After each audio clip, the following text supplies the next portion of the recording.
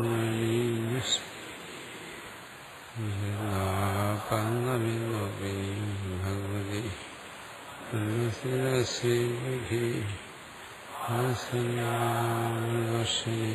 സുന്ദര സങ്കേതനാസിദ്ധസൗഖ്യം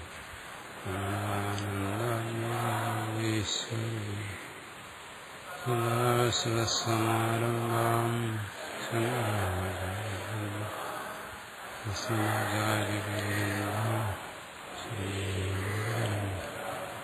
ശ്രീസ്മൃതിപുരാണാനാം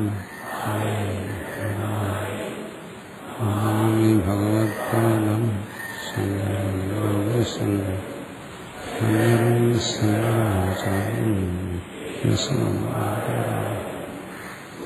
ഭാഷ്യകൃതോ വന്ദേ ഈശ്വരദേഹായ ദക്ഷിണാമൂർത്തയേ നമഃ.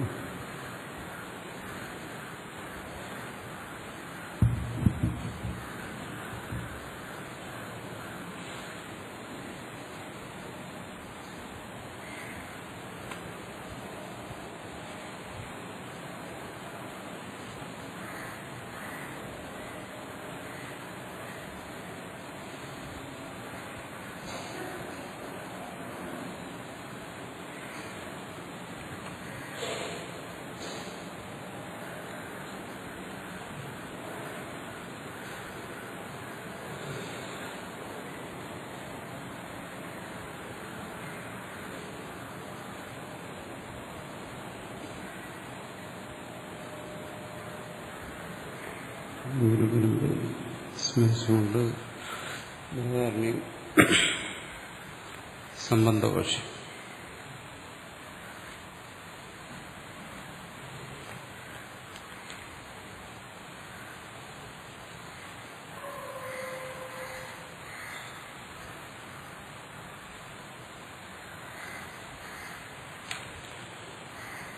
കഥാചിത് ശാസ്ത്രകൃത സംസ്കാരബലീയസ്ത്വം തതോ മന ആദിഭി ഇഷ്ടസാധനം ബാഹുല്യേനുപചനോതി ധർമാഖ്യം തദ്വിധം ജ്ഞാനപൂർവകം കേവലം ച തത്ര കേവലം പിതർലോകാദിപ്രാപ്തിഫലം ജ്ഞാനപൂർവകം ദേവലോകാദി ബ്രഹ്മലോകാന്തപ്രാപ്തിഫലം തഥാ ച ശാസ്ത്രം ആത്മയാജി ശ്രേയാൻ ദേവയാചന ഇത്യാദി സ്മൃതിശ്ച ദ്വിധം കർമ്മ വൈദികം മനുസ്മൃതി ഇത്യാദ്യാഹ സാമ്യേജ ധർമാധർമ്മയോർ മനുഷ്യത്വപ്രാപ്തി ഏവം ബ്രഹ്മാദ്യാസ്ഥാവരാന്ത സ്വാഭാവിക വിദ്യാദി ദോഷവതോ ധർമാധർമ്മ സാധനകൃത സംസാരഗതിർനാമരൂപകർമാശ്രയ.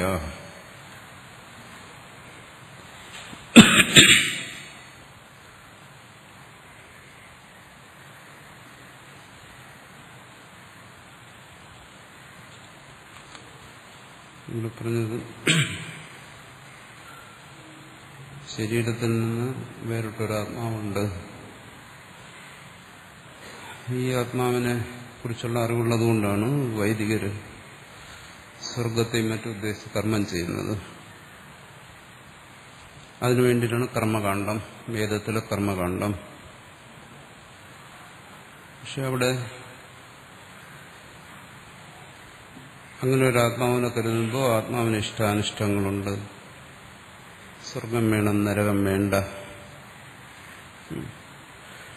പിന്നെ കർമ്മം ചെയ്യുന്നതിന് കർത്തൃഭോക്തൃത്വരൂപ അഭിമാനം അത് വേണം. ഞാൻ ഈ പ്രവൃത്തി ചെയ്യുന്നു, എനിക്ക് സ്വർഗത്തിൽ പോയി ഇതിന്റെ ഫലം അനുഭവിക്കണം, ഇങ്ങനൊരു വിചാരം വേണം. ഞാൻ ഈ പ്രവൃത്തി ചെയ്യുന്നു എന്ന് വിചാരിക്കുമ്പോൾ അതിന് കർത്തൃത്വം, എനിക്ക് ഈ പ്രവൃത്തിയുടെ ഫലം അനുഭവിക്കണമെന്ന് വരുമ്പോൾ അത് ഭോക്തൃത്വം. ഇങ്ങനെയുള്ള അഭിമാനം വേണം തന്നെ. ഇതിന് പരിഹാരം എന്താണ്? ആത്മജ്ഞാനം. പക്ഷെ അതവര് സംഭവിക്കുന്നില്ല. ആത്മജ്ഞാനം ഉണ്ടെങ്കിലും അവരിൽ ആത്മജ്ഞാനം ഇല്ലെന്നാണ് പറയുന്നതിന്റെ താല്പര്യം. വൈദികന്മാർക്ക് ആത്മജ്ഞാനമുണ്ട്, അതുകൊണ്ട് ശരീരത്തിൽ നിന്ന് വേറെയായിട്ടുള്ള ഒരു ആത്മാവിനെ കുറിച്ചുള്ള അറിവുണ്ട്. പക്ഷെ അതേസമയം ഒരു അജ്ഞാനികളാണ്. എന്തുകൊണ്ട്? ഇവിടെ ഭാഷ്യകാരൻ പറയുന്ന തരത്തിൽ തദ്വിപരീത ബ്രഹ്മാത്മസ്വരൂപ വിജ്ഞാനം അതില്ല. ബ്രഹ്മാത്മസ്വരൂപ വിജ്ഞാനം, താൻ പരബ്രഹ്മമാണെന്നുള്ള ആ ബോധം അവർക്ക് വരികയും പോവുകയൊക്കെ ചെയ്യുന്ന ഒരാത്മാവാണ്. അങ്ങനെ ധരിക്കുന്നു. ആത്മാവിനെ കുറിച്ച് അവർക്ക് വ്യക്തതയില്ല. അപ്പൊ അത് മാറണം.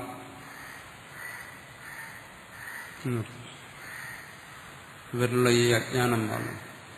ഇവിടെ ആത്മാവിനെ കുറിച്ച് അറിവുണ്ടെങ്കിലും അവരജ്ഞന്മാരാണ്. ഈ അജ്ഞാനം മാറാത്തിടത്തോളം കാലം യാവധി തന്നാപനീയത്തെ, അതുവരെ എന്ത് ചെയ്യുന്നു?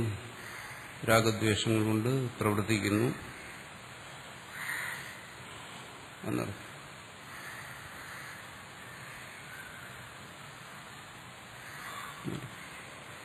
അതിൽ കർമ്മത്തിലുള്ള മഹത്വം എന്താണ്? എന്തായാലും ജീവൻ അജ്ഞനാണ്, അവൻ രാഗദ്വേഷങ്ങൾ കൊണ്ട് പ്രവർത്തിക്കുന്നു. അപ്പോൾ ശാസ്ത്രത്തിന്റെ നിയമം അനുസരിച്ച് പ്രവർത്തിച്ചാൽ സ്വാഭാവികമായി വരുന്ന കർമ്മങ്ങളെ ഒഴിവാക്കാൻ പറ്റും. അതാണ് എന്റെ പ്രയോജനം. അത് ഒഴിവാക്കിയില്ലെങ്കിലോ പറഞ്ഞു സ്ഥാവരാന്ത അധോഗതി, അവൻ ചെയ്യുന്ന കർമ്മത്തിനനുസരിച്ച് അവന് ജീവന അധോഗതി ഉണ്ടാകുന്നു.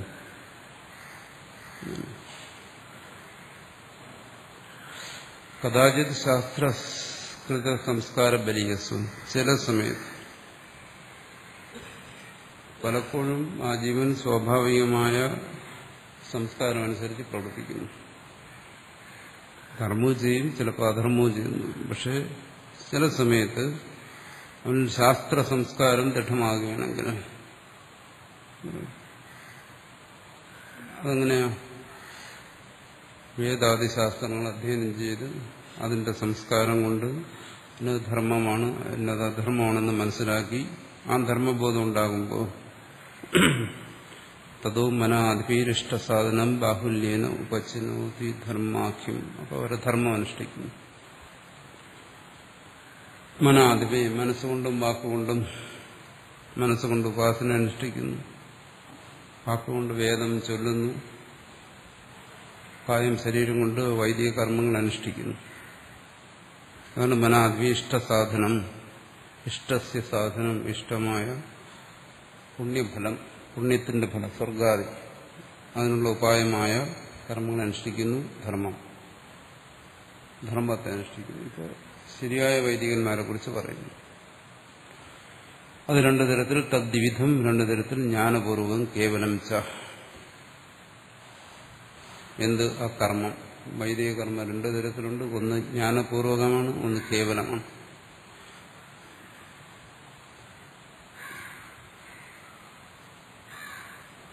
ജ്ഞാനം എന്ന് പറഞ്ഞാൽ ഉപാസന.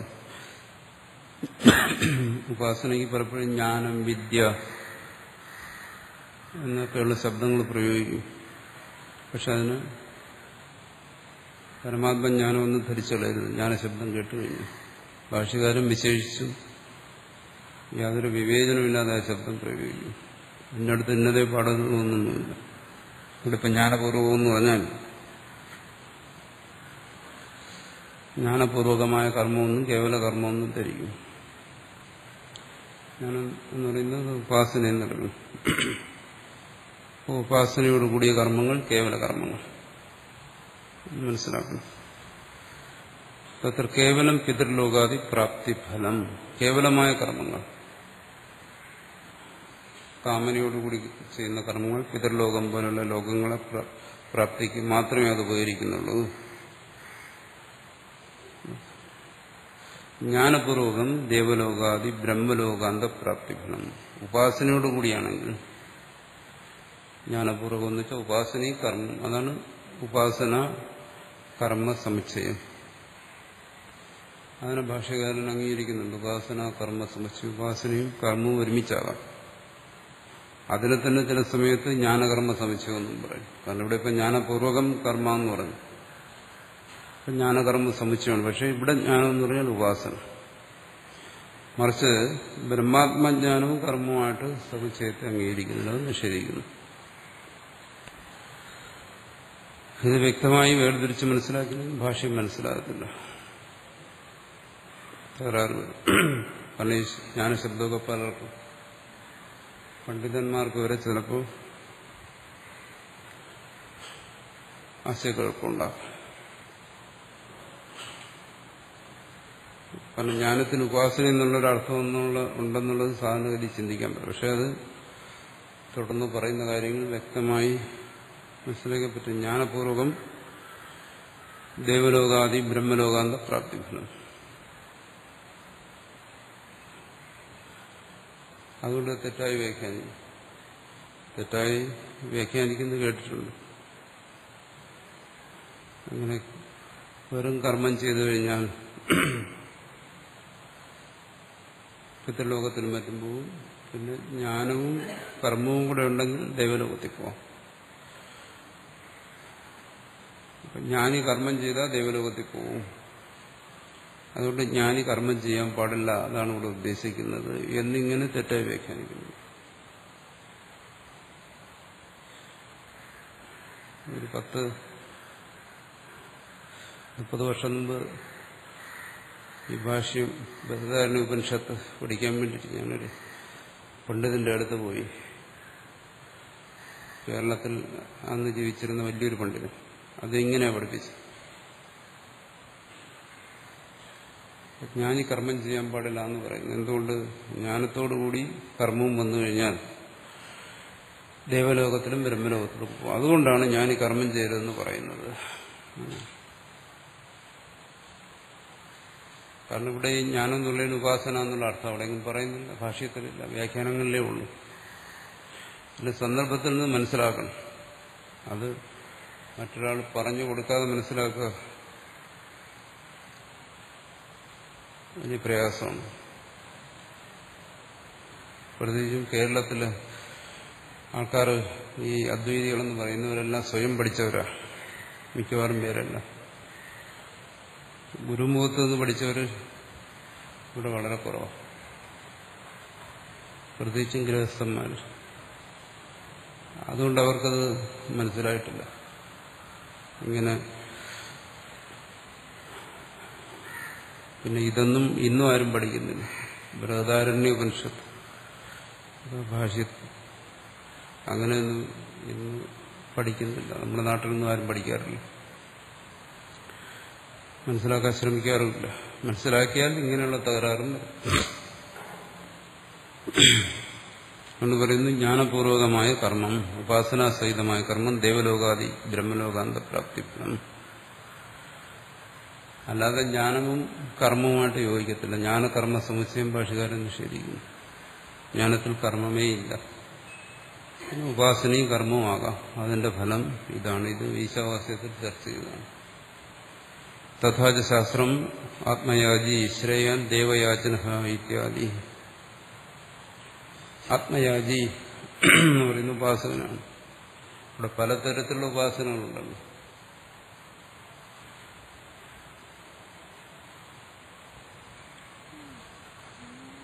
അത് ദേവയാജിയേക്കാൾ ശ്രേഷ്ഠനാണ്. ഈ വേദത്തിൽ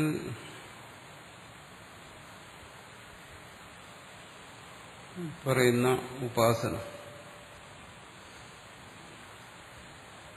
പലതരത്തിൽ പറയുന്നുണ്ട്.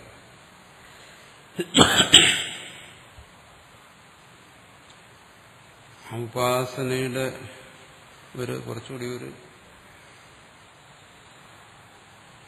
ആധ്യാത്മികമായ ഭാവമാണ് ഈ കർമ്മയോഗം എന്ന് പറയുന്നത്. അത് ഒരു തരത്തിൽ ഉപാസനയാണ്. കാരണം അവിടെ കർമ്മമുണ്ടല്ലോ. ഭാഷ്യകാരനെ സംബന്ധിച്ചിടത്തോളം ജ്ഞാനകർമ്മ സമുച്ചയത്തെ അംഗീകരിക്കുന്നുണ്ട്. ജ്ഞാനവും കർമ്മവും ഒരുമിച്ചാകാം. ഇത് അദ്വൈതം അനുസരിച്ചിട്ടാണ് പറയുന്നത്. ജ്ഞാനവും കർമ്മവും ഒരുമിച്ച് സാധ്യമല്ല. കാരണം ജ്ഞാനം ആത്മാവ് അകർത്താവണമെന്ന് അറിയുന്നതാണ്. അവിടെ എങ്ങനെ കർമ്മം ശരിയാകും? കർമ്മം ചെയ്യുന്ന കർത്തൃത്വ ബോധം വേണം. ഇതാണ് ആശയമേ. കർമ്മം ചിത്തശുദ്ധിക്ക് കർമ്മം വേണമെന്നും പറയുന്നു. അവിടെ എങ്ങനെയുള്ള കർമ്മമായിരിക്കണം? അത് കാമനയില്ലാത്ത കർമ്മം. അപ്പോൾ കാമനയില്ലാത്ത കർമ്മം എങ്ങനെയാണ്? അത് നമ്മൾ ഗീതയിൽ ചർച്ച ചെയ്യും. കർമ്മം എങ്ങനെയൊക്കെ അനുഷ്ഠിക്കാം, ഈശ്വരഭാവനയോടുകൂടി എങ്ങനെ ചെയ്യാം. അവിടെ വേറൊരു കാര്യം കൂടി നമ്മൾ പറഞ്ഞു, ആത്മഭാവനയോടുകൂടിയും കർമ്മം ചെയ്യാം.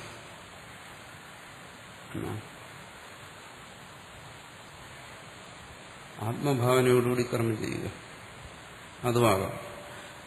അതും ഒരു സാധന എന്നുള്ള നിലയ്ക്ക് ചെയ്യുന്നത്. ശങ്കരാചാര്യരുടെ അഭിപ്രായം അനുസരിച്ച് ജ്ഞാനിയിൽ പിന്നെ കർമ്മമേ ഇല്ല, കർമ്മസന്യാസമാണ് അവിടെ. പക്ഷെ വീണ്ടും ഒരു സാധനയായിട്ട് കർമ്മത്തെ നിർദ്ദേശിക്കുമ്പോൾ ആത്മഭാവനയോടുകൂടി കർമ്മം ചെയ്യാമെന്ന് നമ്മൾ വിശദമായി ചർച്ച ചെയ്തു. അന്ന് പലരും ചോദിച്ചതെന്ത്, അതെങ്ങനെ സാധ്യമാകും, അതെന്താണ്, എന്തുകൊണ്ടങ്ങനെ പറയുന്നു, ആത്മഭാവനയോടെ കർമ്മം ചെയ്യാൻ പറ്റുമോ, കർമ്മം ചെയ്യുമ്പോൾ ആത്മഭാവന കാണുമോ, ഇങ്ങനെയുള്ള ചോദ്യങ്ങളൊക്കെ ഒരുപാട് പേര് ചോദിച്ചു. അതെങ്ങനെ യോജിക്കും?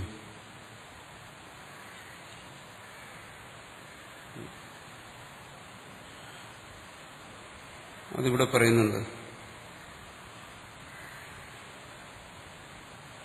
സർവത്ര പരമാത്മഭാവന പുരസ്സരം നിത്യം കർമ്മ അനുതിഷ്ഠൻ ആത്മയാജി.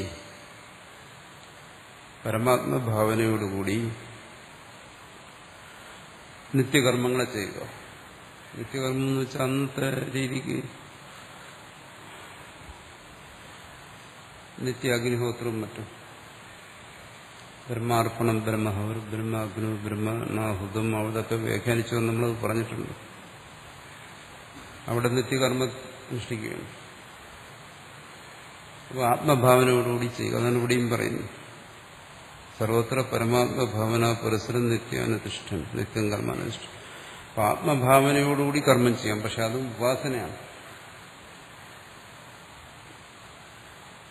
കാരണം കർമ്മം അവന് ഒഴിവാക്കാൻ പറ്റുന്നില്ല, കർമ്മം ചെയ്യേണ്ടി വരുന്നു.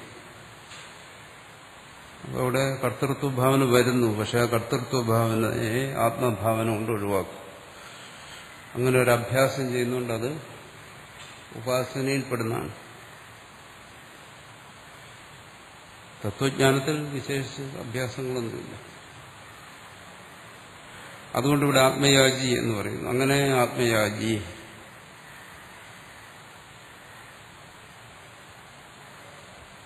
അവിടെ കാമനയില്ല. ആത്മഭാവന എന്ന് പറയുന്നത് കൊണ്ട് കർമ്മത്തെ സംബന്ധിച്ച് കാമനയില്ല. നിത്യകർമ്മത്തെ സംബന്ധിച്ച് വേദത്തിൽ നേരിട്ട് ഫലത്തെയൊന്നും പറയുന്നുമില്ല. സ്വർഗത്തിനു വേണ്ടി അശ്വമേധം ചെയ്യണമെന്ന് പറയുന്നതുപോലെ ഇന്ന ഫലത്തിനു വേണ്ടി നിത്യകർമ്മം ചെയ്യണമെന്ന് പറയുന്നതുമില്ല. അതുകൊണ്ട് നിത്യകർമ്മത്തിന് ഫലമില്ല എന്ന് പൂർവ്വ മീമാംസകർ, ഉണ്ടെന്ന് അദ്വൈതികൾ.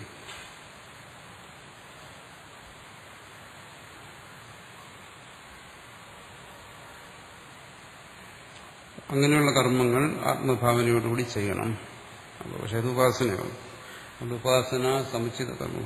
ഉപാസന പലതരത്തിലുണ്ട്, നൂറുകണക്കിന് ഉപാസനകളുണ്ട്.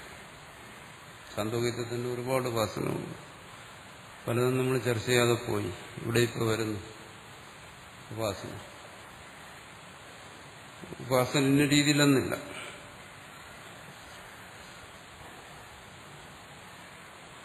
ഉപാസന എന്ന് പറയുമ്പോൾ ഭാവനയാണ്, മാനസിക ഭാവന. ഇത് കൽപ്പിക്കുക ഇന്നതാണ്. കുതിര എന്താണെന്ന് നമുക്കറിയാം, അതിന് വാലും കൊമ്പും തലയൊക്കെയുള്ള ഒരു ജീവിയാണ്. പക്ഷെ പറയുന്നു കുതിരയുടെ ശിരസ് ഉഷസ്സാണ്, പ്രഭാതമാണ്, അല്ലെങ്കിൽ ബ്രാഹ്മ മുഹൂർത്തമാണെന്നൊക്കെ പറയുമ്പോൾ അത് ഭാവനയാണ്. അത് തത്വജ്ഞാനമെന്ന് പറയുന്നില്ല അതിന്. എന്തുകൊണ്ട്? തത്വജ്ഞാനം എന്ന് പറയുന്നത് വസ്തുതന്ത്രം നമ്മൾ ചർച്ച ചെയ്തിട്ടുണ്ട്. കുതിരയെ കാണുമ്പോൾ ഇത് കുതിരയാണ് എന്നറിഞ്ഞു കഴിഞ്ഞാൽ അത് വസ്തുതന്ത്രം, അത് തത്വജ്ഞാനമാണ്. കുതിരയുടെ തല കാണുമ്പോൾ ഇത് കുതിരയുടെ തലയാണെന്ന് പറഞ്ഞാൽ വസ്തുതന്ത്രം. പക്ഷെ അതിനെ കണ്ടിട്ട് പറയുകയാണ് ഇത് പ്രഭാതമാണെന്ന് പറഞ്ഞാൽ അത് കർത്തൃതന്ത്രം. എന്നുവെച്ചാൽ താൻ ഭാവന ചെയ്യുകയാണ് മനഃപൂർവ്വം. എന്തുകൊണ്ട് വേദം പറഞ്ഞിരിക്കുന്നു.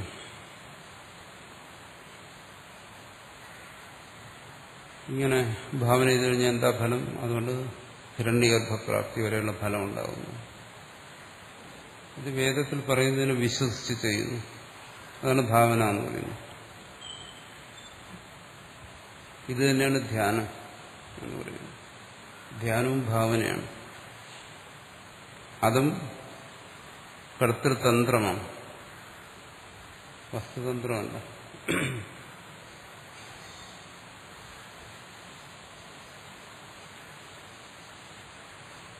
ഭാവന ചെയ്യുന്നു. ഇനി അത് വസ്തുതന്ത്രമാണെങ്കിൽ അത് ജ്ഞാനം തന്നെ. ധ്യാനം എന്ന് പറയേണ്ട കാര്യമില്ല. എന്തുകൊണ്ട്? വസ്തു എങ്ങനെയോ അതിനെ അറിയുന്നു, അത്രയേ ഉള്ളൂ. പക്ഷെ പൊതുവെ അങ്ങനെയല്ല. അങ്ങനെ ഭാവിക്കുക.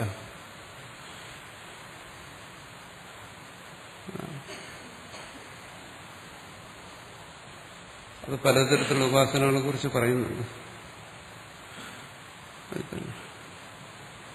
ഭാഷകാരൻ ഇനിയും പറയും. സാളഗ്രാമത്തെ മുമ്പ് വച്ചിട്ട് വിഷ്ണുവാണെന്ന് ഭാവന ചെയ്യുന്നു, അല്ലെങ്കിൽ ധ്യാനിക്കുന്നു. ഇത് ജ്ഞാനമല്ല. എന്തുകൊണ്ട്? മുമ്പിൽ ഇരിക്കുന്ന സാളഗ്രാമമാണ്, ഒരു കല്ലിന്റെ കഷണമാണ്. പക്ഷെ അതിൽ ഭാവന ചെയ്യുകയാണ് ഇത് വിഷ്ണുവാണ്. വിഷ്ണുവിനെ കുറിച്ച് കുറെ ഭാവനകളുണ്ട്, അതിനിതിലേക്ക് ആരോപിക്കുക. അത് വസ്തുതന്ത്രമല്ല. വസ്തുതന്ത്രമാണെങ്കിൽ ഇത് സാളഗ്രാമം എന്നറിയുന്നതാണ് വസ്തുതന്ത്രം.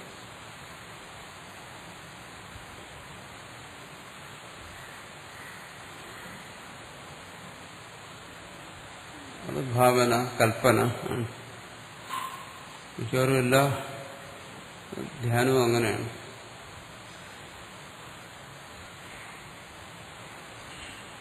ഒരു സങ്കല്പത്തിലുള്ള ഒരു വിഷയത്തെ മറ്റൊന്നിൽ ആരോപിച്ച് ചിന്തിക്കുന്നു. അതുകൊണ്ട് കർമ്മയോഗം വരെയുള്ളതെല്ലാം ഉപാസനയാണ്. കർമ്മയോഗം ഒരു ഉപാസനയാണ്. തത്വജ്ഞാനം കേവലം തത്വമസി, തത്വജ്ഞാനം. ഇത് രണ്ടും തമ്മിലുള്ള വ്യത്യാസം മനസ്സിലായില്ലെങ്കിൽ ഈ പറയുന്ന ജ്ഞാനപൂർവകം എന്നൊക്കെ പറയുന്നിടത്തൊക്കെ ആശയപ്പെടുത്തുന്നു.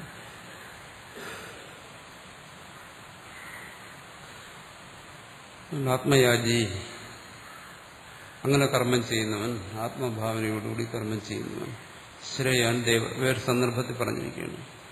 അവര് ദേവയാജിയേക്കാൾ കാമനയോടുകൂടി കർമ്മം ചെയ്യുന്നു. ദേവന്മാരെ എന്തിനാണ് പൂജിക്കുന്നത്? യാഗത്തിലൂടെ പ്രീതിപ്പെടുത്തുന്ന എന്തിന്? സ്വർഗാദി ഫലങ്ങൾക്ക് വേണ്ടിയാണ്. സ്വർഗാദി ഫലങ്ങളെ ആഗ്രഹിക്കുന്നുകൊണ്ടാണ്. ഇതെല്ലാം വേറെ വേറെ കാര്യങ്ങളാണ്. സ്മൃതി ദ്വിവിധം കർമ്മ വൈദികം. അനുസ്മൃതിയിലും പറയുന്നുണ്ട് വൈദിക കർമ്മം രണ്ടു തരത്തിലാണ്. ഒന്ന് കേവലമായ കർമ്മം, മറ്റൊന്ന് ഉപാസനയോടുകൂടി വരുന്ന കർമ്മം. രണ്ടിനും ഫലം രണ്ടാണ്. ഇത്യാദ്യ. ഈ കർമ്മങ്ങളുടെയൊക്കെ ഫലം എന്താണ്? ഒന്നുകിൽ പുണ്യത്തിന്റെ വൃദ്ധി ഉണ്ടാകും, ഉണ്ടായിക്കഴിഞ്ഞാൽ ദേവലോകപ്രാപ്തി. ഇനി നിഷിദ്ധമായതൊക്കെയാണ് ചെയ്യുകയാണെങ്കിൽ അത് പാപം വർദ്ധിക്കും. സ്ഥാവരാന്ത അധോഗതി നേരത്തെ പറഞ്ഞു. ഇനി ഇതിന്റെ മധ്യത്തിലാണെങ്കിലോ പറയുന്നു സാമ്യേജ ധർമാധർമ്മയോഹു മനുഷ്യത്വപ്രാപ്തി. പുണ്യപാപങ്ങൾ സാമ്യമായി വരുമ്പോൾ മനുഷ്യലോകം, മനുഷ്യജന്മം. ഏവം ബ്രഹ്മാദ്യാഹ സ്ഥാവരാന്ത സ്വാഭാവിക അവിദ്യാദി ദോഷവതോ ധർമാധർമ്മ സാധനകൃത സംസാരഗതിർ നാമരൂപകർമാശ്രയ.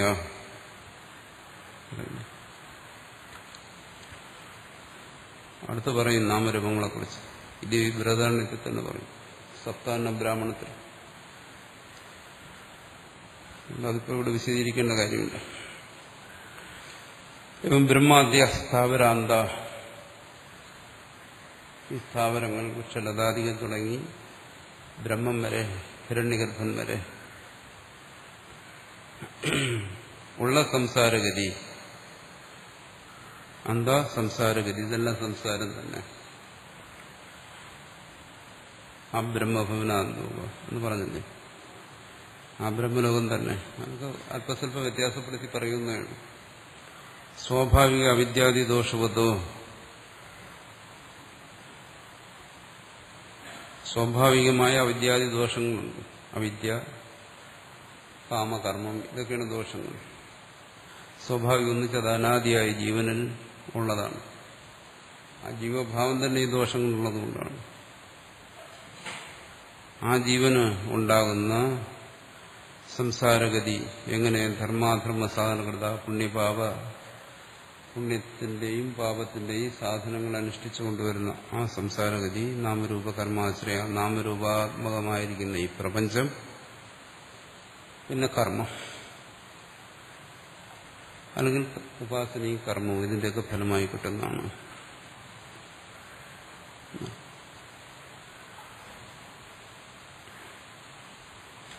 തദ്ദേവേദം വ്യാകൃതം, മുമ്പ് പറഞ്ഞ ഈ ബ്രഹ്മാദി സ്ഥാപരാന്തം എന്ന് പറഞ്ഞ്, ഇതാണ് ഈ വ്യാകൃത പ്രപഞ്ചം, പ്രകടമായിരിക്കുന്ന പ്രപഞ്ചം. നാമരൂപാത്മകമായി പ്രകടമായിരിക്കുന്ന ഈ പ്രപഞ്ചം സാധ്യസാധനരൂപം. സാധ്യം ഫലം, സാധനം ഉപായങ്ങൾ. സാധ്യം ഹിരണ്യഗർഭപ്രാപ്തി, ഹിരണ്യലോകപദപ്രാപ്തി, ഇതൊക്കെ സാധനം, അതിന്റെ ഉപായങ്ങളായിരിക്കുന്ന കർമ്മോപാസനകൾ. ഇതാണ് ഈ ജഗത്ത്. പ്രാഗുത്പത്തേഹേ, സൃഷ്ടിക്ക് മുമ്പ്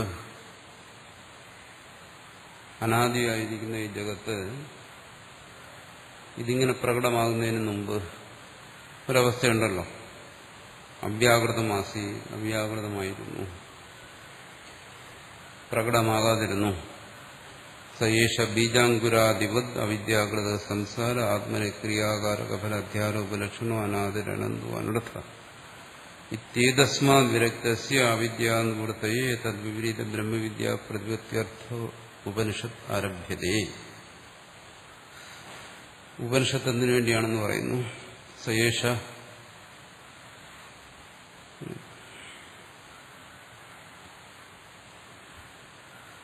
ബീജാങ്കുര, അതായത് ഇവിടെ പറഞ്ഞു സംസാരം അനാദിയാണെന്ന് പറഞ്ഞു. അനാദി എന്ന് പറഞ്ഞാൽ എന്താണ്? തുടക്കമില്ല. പിന്നീട് പറയുന്നു ഇത് പ്രാഗുത്പത്തേഹ അവ്യാകൃതം, ഉത്പത്തിക്ക് മുമ്പ് അവ്യാകൃതമായിരുന്നു. ഇതിലും വൈരുദ്ധ്യം തോന്നുന്നു. സാധാരണ വേദാന്ത അദ്വൈതത്തിൽ തോന്നുന്ന വൈരുദ്ധ്യം. ഒരിടത്ത് പറയുന്നത് ഇതിന് തുടക്കമില്ല, പിന്നെ പറയുന്നത് സൃഷ്ടിക്ക് മുമ്പ്. അപ്പോൾ സൃഷ്ടി തുടക്കമായല്ലോ. അതിന് ആണ് സമാനം പറയുന്നത്. സദ്യവേദം വ്യാകൃതം സാധ്യസാധന രൂപം ജഗത് പ്രാഗുത്പത്തേ, ഉത്പത്തിക്ക് മുമ്പ് അവ്യാകൃതമായിരുന്നു. എങ്ങനെ? സയേഷ ബീജാങ്കുരാധിപർ, ബീജാങ്കുരത്തെ പോലെ. ബീജാങ്കുരം എന്ന് പറയുന്നത് അനാദി അനന്തമാണ്. ബീജത്തിൽ നിന്ന് അങ്കുരം ഉണ്ടാകുന്നു, അങ്കുരത്തിൽ നിന്ന് ബീജം ഉണ്ടാകുന്നു. ഇതിന് ഇന്നതാണ് ആദ്യം ഉണ്ടായതെന്ന് പറയാൻ കഴിയില്ല, ഒരിക്കലും അത് സാധ്യമല്ല. കാരണം അങ്കുരം കൂടാതെ, വൃക്ഷം കൂടാതെ ബീജം ഉണ്ടാകത്തില്ല, വിത്തുണ്ടാകത്തില്ല. വിത്ത് കൂടാതെ ഒരിക്കലും വൃക്ഷം ഉണ്ടാകത്തില്ല. അപ്പോൾ ഇതിൽ ആദ്യം ഒന്നിനെ കൽപ്പിക്കാൻ പറ്റത്തില്ല.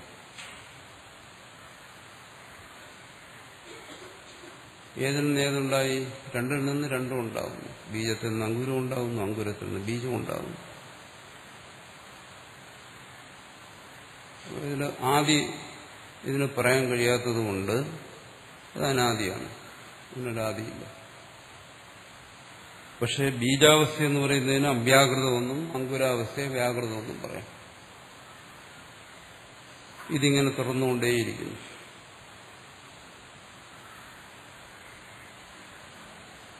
സൃഷ്ടിയുടെ ആദി കണ്ടുപിടിക്കാൻ മനുഷ്യന് പറ്റത്തില്ല, ജീവന് കഴിയില്ല. എന്തുകൊണ്ട്? അവനല്ല സൃഷ്ടിച്ചത്, അതുകൊണ്ടത് കഴിയാത്ത. ജീവനല്ലല്ലോ സൃഷ്ടിക്കുന്നത്. ജീവൻ സൃഷ്ടമാണ്, സൃഷ്ടിയുടെ ഭാഗമാണ്. അതുകൊണ്ട് സൃഷ്ടിയുടെ ആദ്യം ഒരിക്കലും ജീവൻ കണ്ടുപിടിക്കാൻ പറ്റില്ല. അത് സർവജ്ഞനെ കഴിയും.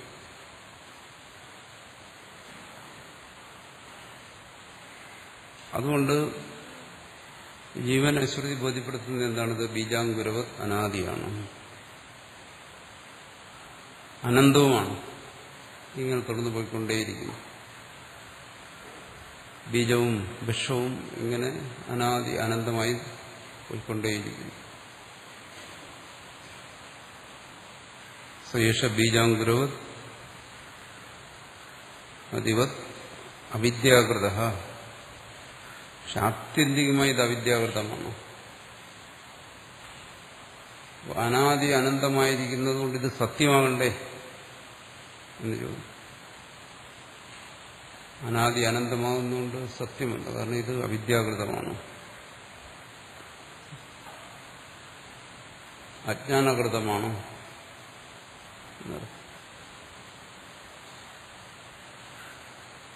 സംസാര ആത്മനി ക്രിയാകാരക ഫല അധ്യാരോപ ലക്ഷണം. ഇതെന്താണ്? അതെന്താ അങ്ങനെ പറയുന്നു?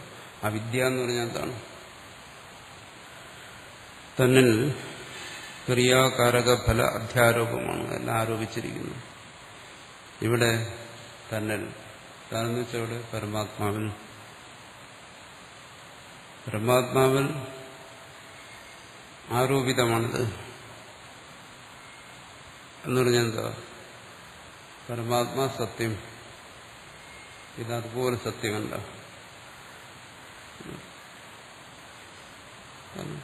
പരമാത്മാ മാറ്റമില്ലാതിരിക്കുന്നു, ഇത് ബീജാങ്കുരത്തെ പോലെ മാറിക്കൊണ്ടിരിക്കുന്നു. അപ്പോൾ ഇതെങ്ങനെ സത്യമാകും? സത്യമല്ല എന്ന് പറഞ്ഞാൽ അതാണ് കൽപ്പിതമെന്ന് പറയുന്നത്.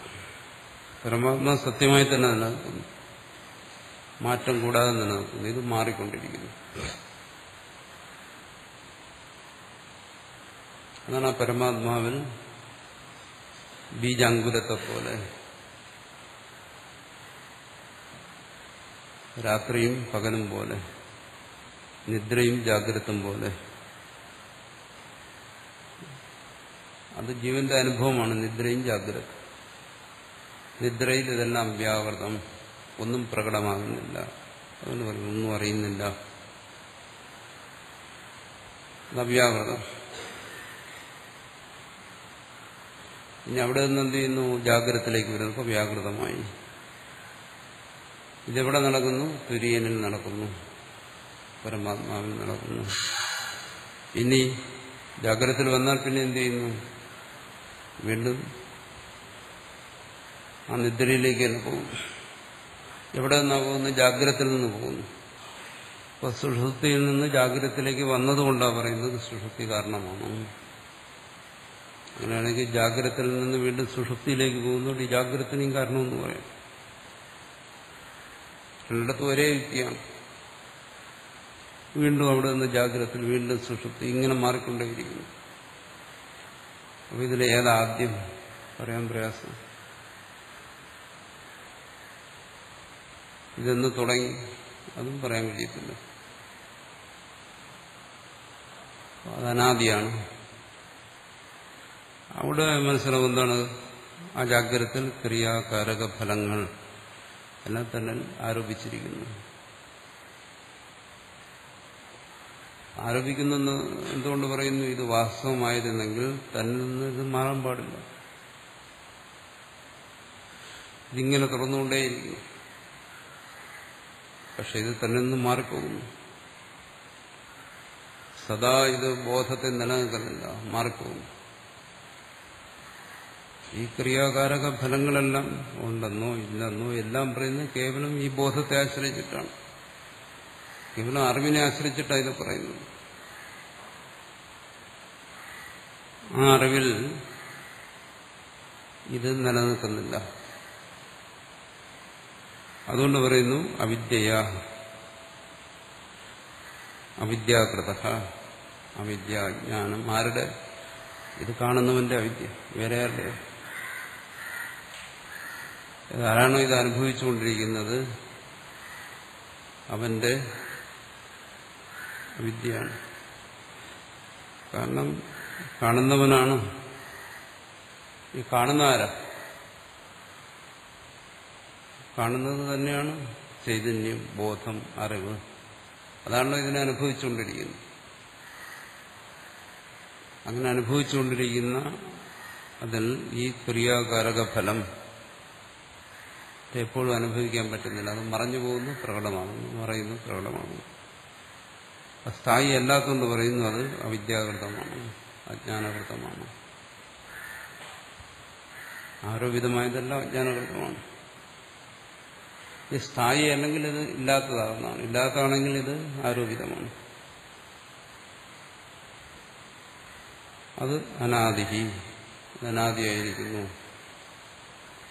തുടക്കം അറിയത്തില്ല, അനന്ത എന്ന് അവസാനിക്കുമെന്നും അറിയത്തില്ല. ഈ അറിവിൽ ഇതിങ്ങനെ മാറി മാറി സംഭവിച്ചുകൊണ്ടിരിക്കുന്നു. അനർത്ഥ. ഈ അറിവ് ഇതിൽ നിന്നെല്ലാം സ്വതന്ത്രമായിരുന്ന ആ സ്വാതന്ത്ര്യം എല്ലാവരും ആഗ്രഹിക്കുന്നു, എല്ലാ ജീവന്മാരും. പക്ഷെ സ്വതന്ത്രമാകാൻ പറ്റുന്നില്ല, ഇത് പെട്ടുപോകും. അതുകൊണ്ട് ഇത് അനർത്ഥമായി. ഇതി എന്നുള്ളത് കൊണ്ട് ഏതസ്മാത് വിരക്തസ്യ. അപ്പോൾ ചിലർക്ക് ഇതിനോട് ചിന്തിക്കുന്നവർക്ക് ഇതിൽ നിന്ന് വിരക്തി ഉണ്ടാവും, ഇതിനോട് താല്പര്യമില്ലായ്മ വരുന്നു. ഈ അനാദി അനന്തമായിരിക്കുന്ന ഈ ജീവപ്രവാഹത്തിനൊപ്പം പോകാൻ താല്പര്യമില്ലാതെ വരുന്നു. അതാണ് വിരക്തി എന്ന് പറയുന്നത്. അവിദ്യാനുവൃത്തയെ. അപ്പോൾ അയാൾ ചിന്തിക്കുന്നു, എന്തുകൊണ്ട് ഇതിങ്ങനെ സംഭവിച്ചുകൊണ്ടിരിക്കുന്നു? ഈ വ്യാകൃത അവ്യാകൃത ഭാവത്തിൽ ഇതിങ്ങനെ പോകുന്നു. അപ്പോൾ അത് ബുദ്ധിമുട്ടുള്ള കാര്യമാണ്. സുഖദുഃഖങ്ങളൊക്കെ അനുഭവിക്കുന്നു, മാനാഭാവം, അഭിമാനം, ഒരുപാട് ക്ലേശങ്ങൾ അനുഭവിക്കേണ്ടി വരുന്നു. അപ്പോൾ ഇത് ഒഴിവാക്കണമെന്ന് ആഗ്രഹിക്കുന്നു. എന്താ? ആ താല്പര്യമില്ലാതെയാണ് ഇത് ഒഴിവാക്കുന്നതിനുള്ള ആഗ്രഹം. ഇതിങ്ങനെ പോകുന്നതിനുള്ള താല്പര്യമില്ലായ്മ, അതാണ് വിരക്തി. അപ്പോൾ അതിന്റെ മൂലകാരണവും കണ്ടുപിടിക്കുന്നു, അവിദ്യ. എന്താ? ഈ അറിവിൽ പരമാർത്ഥത്തിൽ ഇതില്ല, ഇല്ലെങ്കിലും ഇതിനോട് താതാത്മ്യപ്പെടുന്നു. അതാണ് അവിദ്യ, അറിവില്ലായ്മ. അപ്പോൾ അറിവില്ലായ്മ ഇല്ലാതായാൽ ഇതെല്ലാം ഇല്ലാതാവും. ഇതിനോട് താതാത്മ്യത്തിന് കാരണമായിരിക്കുന്ന അറിവില്ലായ്മ ഇല്ലാതായി കഴിഞ്ഞാൽ ഇതും ഇല്ലാതാവും, ഈ സംസാരം ഇല്ലാതാവും. അതിനുവേണ്ടിയിട്ട് എന്ത് ചെയ്യുന്നു? തദ്വിപരീത,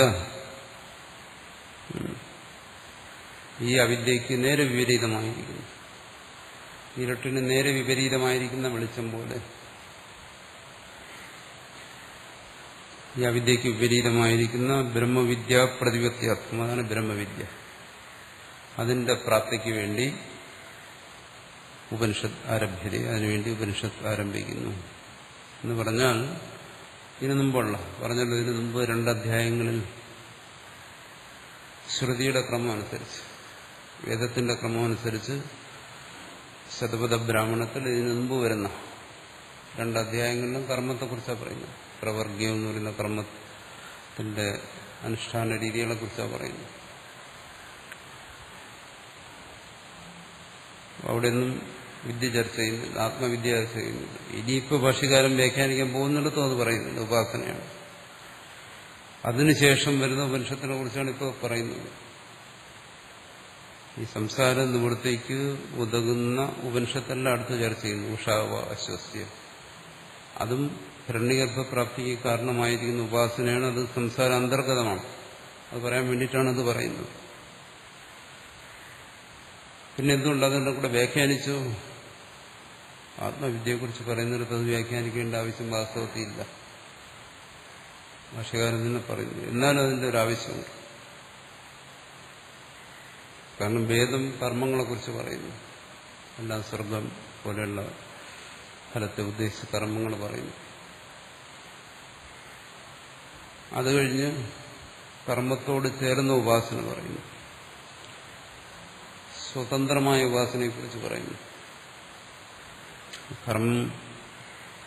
കർമ്മത്തോട് ചേർന്ന ഉപാസന ഇനി സ്വതന്ത്ര ഉപാസന. ഈ സ്വതന്ത്ര ഉപാസന പോലും സംസാര ഫലത്തെ കൊടുക്കുന്നുള്ളൂ, മോക്ഷത്തെ കൊടുക്കുന്നില്ല. അതിന് ഉപനിഷത്ത് ജ്ഞാനം തന്നെ വേണം. ഈ കാര്യം ബോധ്യപ്പെടുത്താൻ വേണ്ടിയിട്ടാണ് ഭാഷ്യകാരൻ ഈ ഉപാസനയുടെ വ്യാഖ്യാനിക്കുന്നതെന്നാണ്. പക്ഷെ അത് ഉപനിഷത്തല്ല,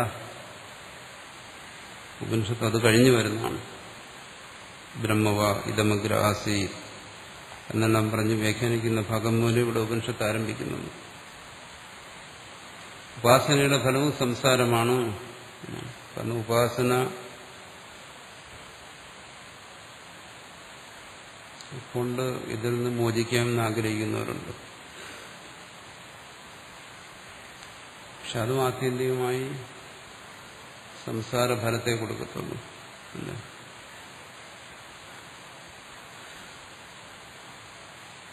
അദ്വൈതത്തിന്റെ മതമാണ്. ഭാവന ചെയ്താൽ, ധ്യാനിച്ച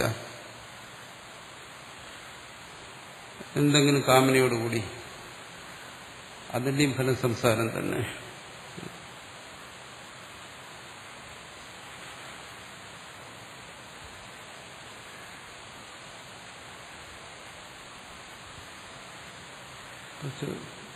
ബ്രഹ്മാത്മീകത്വ ജ്ഞാനം അതൊന്നുകൊണ്ട് മാത്രമേ മുക്തി സാധ്യമാകൂ. മറ്റൊരു തരത്തിലുള്ള ഉപാസന കൊണ്ട് സാധ്യമല്ല.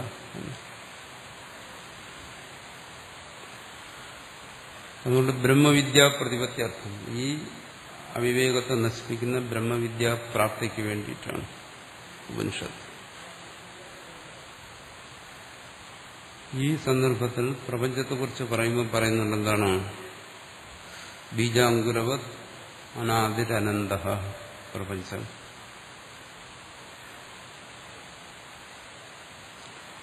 ബീജാങ്കുരത്തെ പോലെ അനാദിയായും അനന്തമായും ഇരിക്കുന്നു. അനാദി എന്ന് പറഞ്ഞാൽ അതിന് ആദിയില്ല, അനന്തം എന്ന് പറഞ്ഞാൽ അതിന് അവസാനമില്ല. അനാദിയും അനന്തവുമായിരിക്കുന്ന ഒന്ന് എങ്ങനെ മിഥ്യയാകും?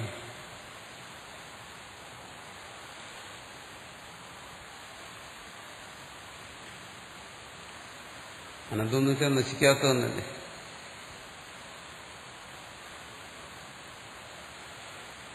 നശിക്കാത്ത എങ്ങനെ മിഥ്യയാകും? അതുകൊണ്ട് പ്രപഞ്ചം മിഥ്യയല്ല, സത്യമാണ് എന്നിതിനെ വ്യാഖ്യാനിക്കുന്നുണ്ട്. ഭാഷ്യകാരൻ എന്ത്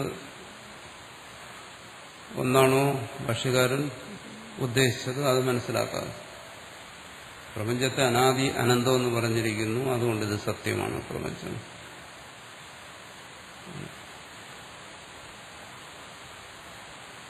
ഇത് അദ്വൈതത്തെ വിമർശിക്കുന്നവരല്ല, അദ്വൈതം പഠിച്ച് തലതിരിഞ്ഞ ആൾക്കാർ. അങ്ങനെയുണ്ട്, ഒത്തിരി തലതിരിഞ്ഞു പോയവരുണ്ട്.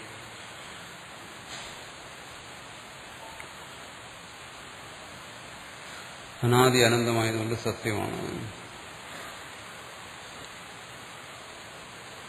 പ്രപഞ്ചം സത്യമാണെന്നും പറയുന്നുണ്ട് ശങ്കരാചാര്യ. അത് എന്ത് യുക്തി അനുസരിച്ചാണ് പറയുന്നത്? സത്തിൽ നിലനിൽക്കുന്നതെല്ലാം സത്തിൽ നിലനിൽക്കുന്ന ഒന്ന് സത്തിൽ നിന്ന് അന്യമല്ല. ആ രീതിയിൽ പ്രപഞ്ച സത്യം തന്നെ.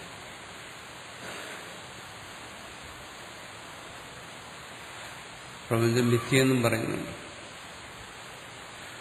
അത് എങ്ങനെ നിങ്ങൾക്ക് അനുഭവപ്പെട്ടാലും ശരി, അനാദിയായി അനുഭവപ്പെട്ടാലും ശരി, അത് അനന്തമായി അനുഭവപ്പെട്ടാലും ശരി,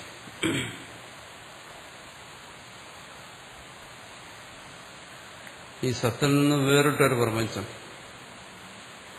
സത്തിൽ നിന്ന് അന്യമായൊരു പ്രപഞ്ചം,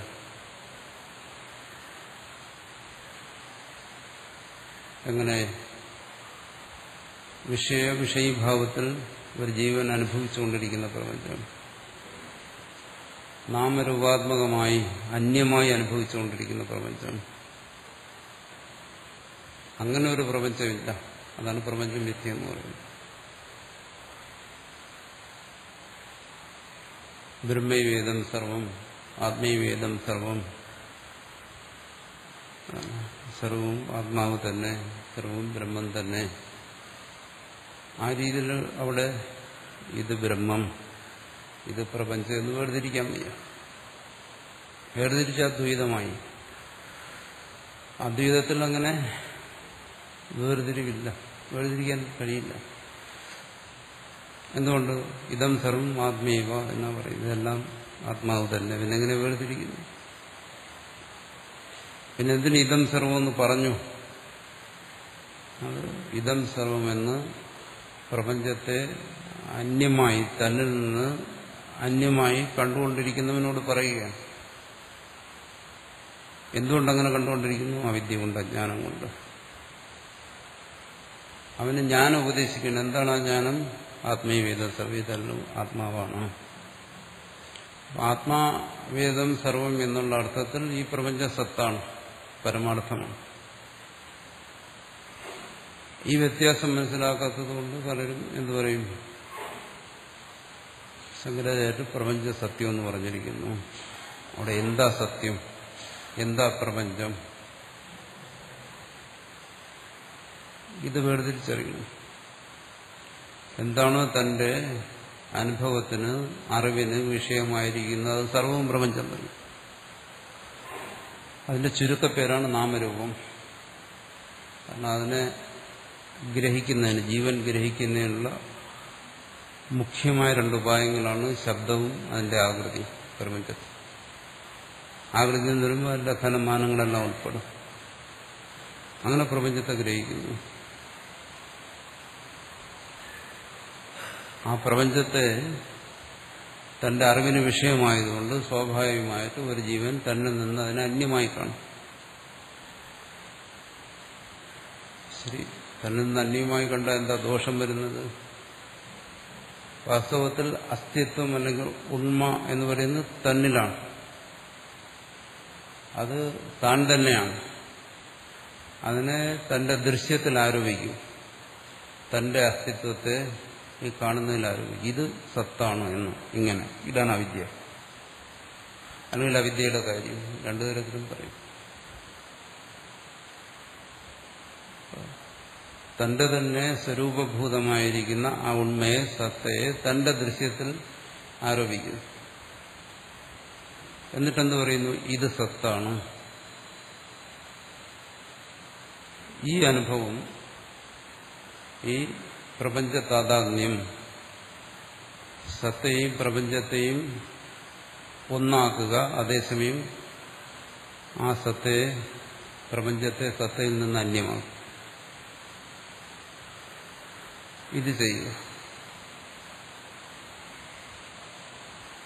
ഇതാണ് അജ്ഞാന കാര്യം എന്ന് പറയുന്നത്. ആ സത്ത താനാണ് എങ്കിൽ സത്തയിൽ നിന്ന് അന്യമായി ഇവിടെ ഇല്ല മറ്റൊന്ന്. ഇത് സത്തെന്നറിയുന്നത് തന്നെ തന്നെ അറിയുന്നു. തന്റെ സത്തയാണ് ഇതിനെല്ലാം പ്രകാശിക്കുന്നത് എന്നുള്ള വിവേകത്തുണ്ടായിക്കൊടുക്കുകയാണ്. അപ്പോ ഈ പ്രപഞ്ചത്തെ സത്യമെന്നെങ്ങനെ പറഞ്ഞിരിക്കുന്നു, പ്രപഞ്ചത്തെ മിഥ്യയെന്നെങ്ങനെ പറഞ്ഞിരിക്കുന്നു എന്നുള്ള ആ വേർതിരിവ്, ആ വേർതിരിവില്ലാത്തതുകൊണ്ടാണ് ചിലർ ഇതിനെ വ്യാഖ്യാനിക്കുന്നത് എന്താണ്? അനാദി അനന്തഃ. ഇത് അനാദിയും അനന്തവുമായതുകൊണ്ട് ഇത് സത്യമാണ് എന്നാണ് ഭാഷ്യകാരൻ പറഞ്ഞിരിക്കുന്നത്. പ്രപഞ്ച സത്യമാണ്.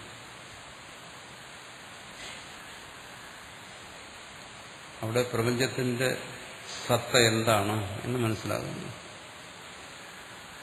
പ്രപഞ്ചത്തിൽ വരുന്ന ആ സദ്ഭാവം അത് മനസ്സിലാകുന്നു.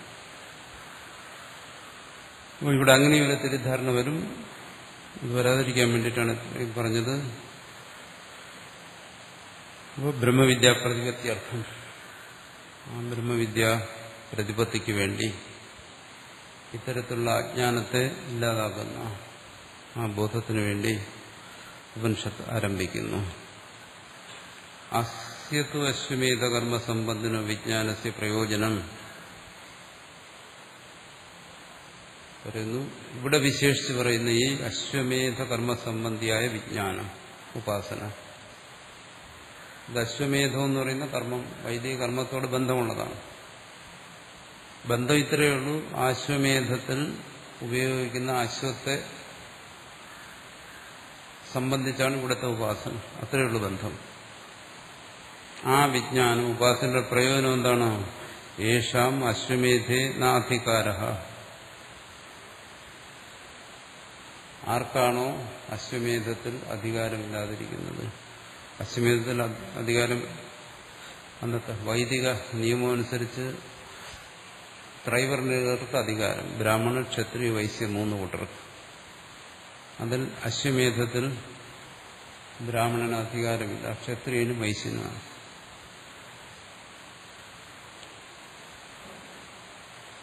അധികാര തേഷാം അവർക്ക് എന്നർത്ഥം.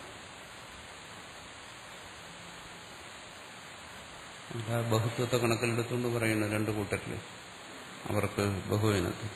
അസ്മാദേവ വിജ്ഞാന തദ്ഫലപ്രാപ്തി. അപ്പൊ ക്ഷത്രിയൻ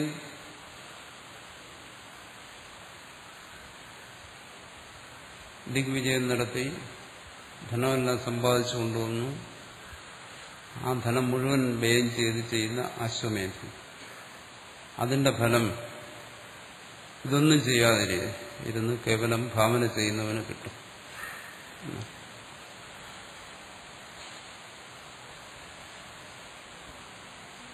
തേഷാം അസ്മാദേ വിജ്ഞാനാദി ഉപാസന കൊണ്ട് തന്നെ തദ്ഫലപ്രാപ്തി, ആ ഹിരണ്യഗർഭപ്രാപ്തി വരെയുള്ള ഫലങ്ങൾ കിട്ടുന്നു. വിദ്യയാവ കർമ്മണാവ, ഫലത്തെക്കുറിച്ച് പറയുമ്പോൾ ശ്രുതി തന്നെ പറയുന്നു. വിദ്യ കൊണ്ടുമാകാം, കർമ്മം കൊണ്ടുമാകാം. വിദ്യ എന്ന് പറഞ്ഞ ഉപാസന. ഈ ഫലപ്രാപ്തി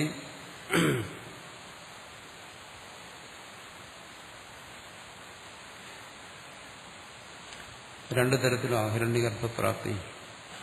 പ്രാണോപാസനയെ കുറിച്ച് പറയുമ്പോൾ അടുത്ത് പറയുന്നത് തദ് ഹേ ഏതദ് ലോകജിദേവ. ഈ പ്രാണോപാസന ലോകജിത്, പരലോകത്ത് നൽകുന്നതാണ്, ഹിരണ്യഗർഭലോകത്ത് നൽകുന്നതാണ്. ഇങ്ങനെയെല്ലാം പറയുന്നത് നിത്യവും ആദിശ്രുതിഭ്യ. അതുകൊണ്ട് ഇവിടെ അശ്വമേധ ഉപാസനയെ പറഞ്ഞിരിക്കുന്നത് ബ്രാഹ്മണന് വേണ്ടിയാണ് മുഖ്യമായും എന്നാണ് പറയുന്നത്. കർമ്മവിഷയത്വമേവ വിജ്ഞാനസ്ഥിതി ചെയ്ത്. പക്ഷെ ഇവിടെ പറഞ്ഞല്ലോ, ഇതിനു മുമ്പും വ്യാഖ്യാനിച്ചിട്ടുണ്ട് ഭർത്തൃപ്രപഞ്ചനും മറ്റും. പക്ഷെ അവർ ആ ഭാഷ്യത്തിലുള്ള സിദ്ധാന്തങ്ങളെ ആയിരിക്കും ഇവിടെ കൂടുതലും ഭാഷ്യകാരൻ പൂർവപക്ഷമായി എടുത്തിരിക്കുന്നത്. സാധാരണ വൈദികമായ ഉപാസനകൾക്കെല്ലാം ഒരു പ്രത്യേകതയുണ്ട്. അത് ഏതെങ്കിലും കർമ്മത്തോട് ചേർന്ന് കർമ്മഭാഗമായി. കർമ്മം എന്ന് പറയുന്നത് കുറച്ച് ആയാസമുള്ള കാര്യങ്ങളാണ്. ഒരുപാട് കാര്യങ്ങളുണ്ടല്ലോ അത് ചെയ്ത് തീർക്കാനുള്ള. അതിൻ്റെ ഇടയ്ക്കൊരു ഉപാസന എന്ന് പറയുന്ന ഒരു റെസ്റ്റാണ്. പ്രത്യേകിച്ച് പുറമേ ഒന്നും ചെയ്യണ്ട, വെറുതെ കണ്ണടച്ചിരുന്ന് ഭാവന ചെയ്താണ്. അതുപോലെ റെസ്റ്റ് എന്ന് വെച്ചാൽ റെസ്റ്റ് പോലെ. അപ്പോൾ കർമ്മ ഉപാസന ഇടകലർന്നു വരും. ചിലടത്ത് തത്വജ്ഞാന ഉപാസന ഇടകലർന്നു വരും. അതുകൊണ്ട് ഇവിടെ പറയുന്ന ഈ ഉപാസനയും ഇതൊരു സാങ്കേതികമായ ഒരു ഭാഗമാണ്. കർമ്മവിഷയം എന്ന് വെച്ചാൽ കർമ്മത്തിന്റെ ഭാഗമാണ് എന്നാണ്.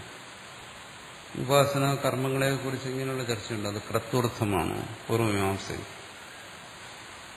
അത് ഫലാർത്ഥമാണ്. ഇങ്ങനെയൊക്കെയുള്ള ചർച്ചകൾ വരും.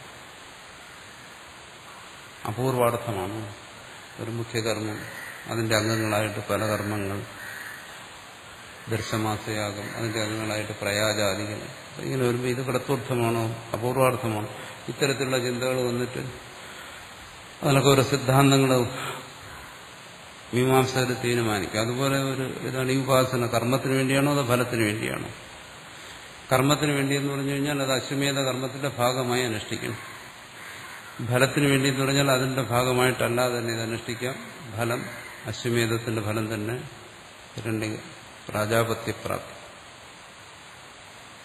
അതുകൊണ്ടിവിടെ ചോദിക്കുകയാണ് കർമ്മവിഷയത്വ വിജ്ഞാനം സ്ഥിതിച്ച് എന്നാ അല്ല യോ അശ്വമേധേന യജതേ യവൂച ഏനം ഏവം വേദ ഇത് വികല്പശ്രുതേഹി. ശ്രുതി തന്നെ പറയുന്നു, ആരാണോ അശ്വമേധയാഗം ചെയ്യുന്നത് അവന് കിട്ടുന്ന ഫലം. ഏനം ഏവം വേദ, ആരാണോ ഇതിനെ ഉപാസിക്കുന്ന അവന് വേറെ ഫലം. കർമ്മത്തിനും ഉപാസനയ്ക്കും പ്രത്യേക ഫലം പറഞ്ഞിരിക്കുന്നതുകൊണ്ട് ഈ ഉപാസനയുടെ ഫലം വേറെയാണ്, ഇത് കർമ്മത്തിന്റെ ഭാഗമല്ല. ഇതെന്താ ഭാഷ്യകാരൻ ഇങ്ങനെ പറയുന്നത്? എന്തുകൊണ്ട് ഭാഷ്യകാരൻ ഇതിനെ വ്യാഖ്യാനിച്ചു? ഇതിനു മുമ്പ് വരുന്ന 2 അധ്യായങ്ങളെ ഉപേക്ഷിച്ചിട്ട് വീണ്ടും ഇത് എന്തുകൊണ്ട് വ്യാഖ്യാനിച്ചു? അതിന് സമാനം പറയുന്നു. മുമ്പ് വന്ന 2 അധ്യായങ്ങളും അത് കേവലം കർമ്മങ്ങളെക്കുറിച്ച് പറയുന്നതാണ്. ഇതങ്ങനെയല്ല, കർമ്മം ഇവിടെ വിട്ടുകഴിഞ്ഞു. ശരിക്കും ഉപനിഷത്തിലേക്ക് വന്നില്ല, പക്ഷെ അതിന് മുമ്പ് സ്വതന്ത്രമായ ഒരു ഉപാസനയൊക്കെ ഉണ്ട്. അതുകൂടെ വ്യാഖ്യാനിക്കാമെന്ന് വിചാരിച്ചു. ബ്രഹ്മവിദ്യ അല്ല ഇത് എന്നിട്ടും വ്യാഖ്യാനിക്കുന്നു. വിദ്യാപ്രകരണേച്ച ആംനാനാണ്, ഇത് വിദ്യാപ്രകരണത്തിൽ ഉപനിഷത്തിന്റെ ഭാഗത്താണ് ഇത് പറഞ്ഞിരിക്കുന്നത്. ഇത് പഠിച്ചിരിക്കുന്നു. കർമാന്തരേച്ച സമ്പാദന ദർശന, പിന്നെ വിജ്ഞാന തദ്ഫലപ്രാപ്തി അസ്ഥിത്യപഗമ്യത പറയുന്നു. മറ്റ് കർമ്മങ്ങളിലും ഉപാസനകളെ കുറിച്ച് പറയുന്നുണ്ട്. എങ്ങനെയാണ് അശ്വമേധത്തിൽ ഉപാസനയെ കുറിച്ച് പറയുന്നത്, അതുപോലെ ചിത്യാഗ്നി വ്യാഖ്യാനത്തിൽ പറയുന്നു. അങ്ങനെ ഒരു കർമ്മം, അവിടെ ഉപാസന, അതിന്റെ ഫലം ഇതെല്ലാം മറ്റു സ്ഥലത്തുണ്ട്, ഇവിടെ മാത്രമല്ല. ഇല്ല, വേദം മുഴുവൻ നോക്കണം പറയുന്നു. വിജ്ഞാനാ തദ്ഫലപ്രാപ്തി അസ്ഥിത്യപഗമ്യത. അതുകൊണ്ട് മനസ്സിലാക്കുക, ഉപാസന കൊണ്ടും ഫലമുണ്ട്. സർവേശാന്ത കർമ്മണാം പരം കർമാശ്വമേധ. എല്ലാ കർമ്മങ്ങളിൽ മധ്യ ശ്രേഷ്ഠമായ ഉന്നതമായ കർമ്മമാണ് അശ്വമേധം. സമഷ്ടി വ്യഷ്ടി പ്രാപ്തി ഫലത്വ. സമഷ്ടി വ്യഷ്ടി പ്രാപ്തി എന്ന് പറയുന്നത് എന്താണ്? ആ ഹിരണ്യഗർഭഭാവം. ഹിരണ്യഗർഭൻ എന്ന് പറയുന്നത് സമഷ്ടി രൂപത്തിലും വ്യഷ്ടി രൂപത്തിലും ഇരിക്കുകയാണ്. വ്യഷ്ടി രൂപത്തിൽ എങ്ങനെ ഇരിക്കുന്ന ഹിരണ്യഗർഭലോകം, അവിടെ ഒരു ഹിരണ്യഗർഭനായിരിക്കുന്നു. സമഷ്ടിയിൽ എങ്ങനെയാണ്? സർവസൂക്ഷ്മ താതാത്മ്യഭാവത്തിലിരിക്കുന്നു.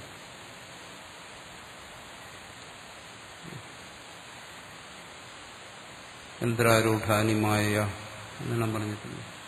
ഭ്രാമയൻ സർവഭൂതാനി. ഇപ്പൊ സർവസൂക്ഷ്മങ്ങളോടും താതാത്മ്യത്തിയിരിക്കുന്നയാളും ഹിരണ്യഗർഭനാണ്.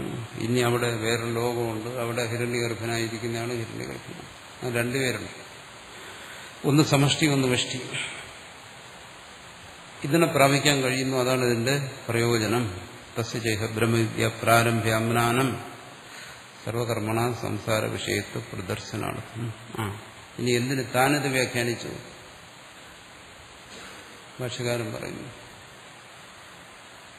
കാരണം പറഞ്ഞല്ലോ, ഭാഷ്യകാരൻ ഇതൊക്കെ എഴുതിയിരിക്കുന്നത് നമുക്ക് വേണ്ടിയിട്ടല്ല എന്ന് പറഞ്ഞിട്ട്. പിന്നെ ഇതാർക്ക് വേണ്ടി പറഞ്ഞിരിക്കുന്നത്? വൈദികന് വേണ്ടി. കർമ്മവും ഉപാസനയിലും ഒക്കെ മുഴുകി കഴിയുന്നതിന് വേണ്ടിയിട്ടാണ് പറഞ്ഞിരിക്കുന്നത്. അവരോടത് പറയണം എന്താണ്? തസ്യചൈഹ ബ്രഹ്മവിദ്യ പ്രാരംഭേ ആമ്നാനം. ശ്രുതി എന്ന് എന്ത് ചെയ്യുന്നു? അടുത്ത ബ്രഹ്മവിദ്യ തുടങ്ങാൻ വീണ് അതിന്റെ മുമ്പിലായിട്ട് ഇതിനെ പറഞ്ഞിരിക്കുന്നു. അതുകൊണ്ട് താനും ഇതിനെ വ്യാഖ്യാനിക്കുന്നു. എന്തിന്? സർവകർമ്മണ സംസാര വിഷയത്വ പ്രദർശനാർത്ഥം. സർവകർമ്മങ്ങളും ഉപാസനകളും ആത്യന്തികമായി സംസാരത്തെ നേടിത്തന്നെ ഉള്ളൂ. സംസാര വിഷയത്വ പ്രദർശനാർത്ഥം, സംസാരഫലമാണ്. അത് കാണിക്കാൻ വേണ്ടി, അതിനാണ് താൻ വ്യാഖ്യാനിക്കുന്നത്. അല്ലെങ്കിൽ ഇനി വൈദികരിൽ തന്നെ കർമ്മങ്ങൾ വിടുന്നവർ കാണും, പക്ഷെ അവർ വീണ്ടും ഉപാസനയിൽ പോകും. അവരെയും ബോധിപ്പിക്കണം, ഇതിന്റെയും ഫലം സംസാരമാണ്, ഇതിന് നിന്നിട്ട് കാര്യമില്ല. അപ്പൊ കർമ്മത്തെയും ഉപാസനയും രണ്ടും സംസാരമാകുന്ന ഫലത്തെ ഉണ്ടാകുന്നു. അതുകൊണ്ട് രണ്ടിൽ നിന്നും വിരക്തനാകണം. അതിനു വേണ്ടിയിട്ടാണ് ഭാഷ്യകാരൻ ഇവിടെ വ്യാഖ്യാനിച്ചത്. തഥാച ദർശയിഷ്യതി ഫലം അശ്വനായ വൃദ്ധിഭാവം. ഇവിടെ പറയും, പ്രജാപതിക്ക് വിശപ്പുണ്ടായും പ്രജാപതി അതിനെല്ലാം പിടിച്ച് തിന്നാൻ തുടങ്ങി, ഹിംസയുണ്ടായി. ഇങ്ങനെയൊക്കെ പ്രജാപത്യ സ്ഥാനത്തിന് തന്നെ ഒരുപാട് ദോഷങ്ങൾ പറയുന്നുണ്ട്. അതുകൊണ്ട് ഇതെല്ലാം സംസാര അന്തർഗതമാണ്. കർമ്മത്തിലും ഉപാസനയിലും രണ്ടിനും മുക്തിയെ കണ്ടെത്താൻ കഴിയില്ല.